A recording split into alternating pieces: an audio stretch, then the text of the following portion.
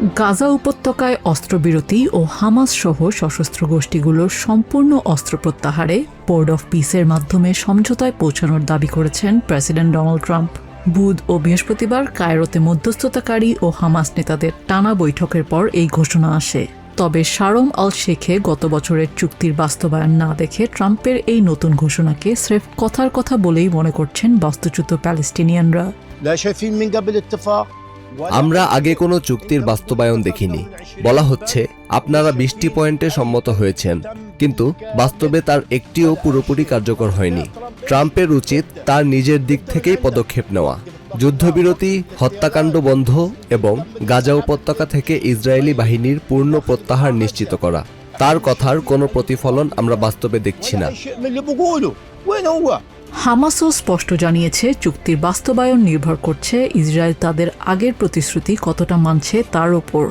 ধ্বংসস্তূপের মাঝে মানবেতর জীবনযাপন করা প্যালেস্টিনিয়ানদের মতে কোনো নতুন সমঝোতার আগে শর্ত অনুযায়ী গত বছরের চুক্তির বাস্তবায়ন নিশ্চিত করতে হবে।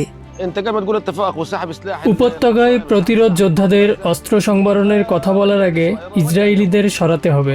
তাদেরকে আগে 2025 সালের চুক্তির নির্ধারিত রেখায় ফিরে যেতে হবে। তবেই বোঝা যাবে শান্তি প্রতিষ্ঠায় তাদের সত্যিই আন্তরিকতা আছে।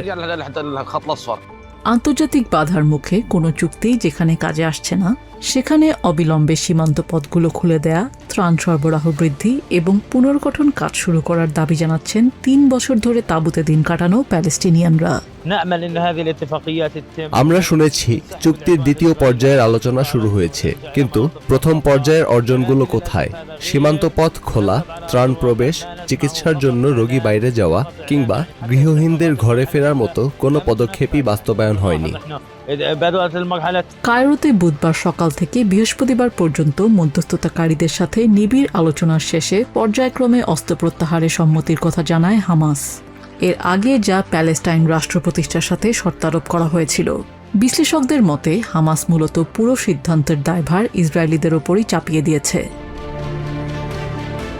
এদিকে বোর্ড অফ পিসের গাজা তদারকি কমিটি এনসিএজি নতুন রোডম্যাপকে স্বাগত জানালেও তেল আভিভ এখনও কোনো প্রতিক্রিয়া জানায়নি।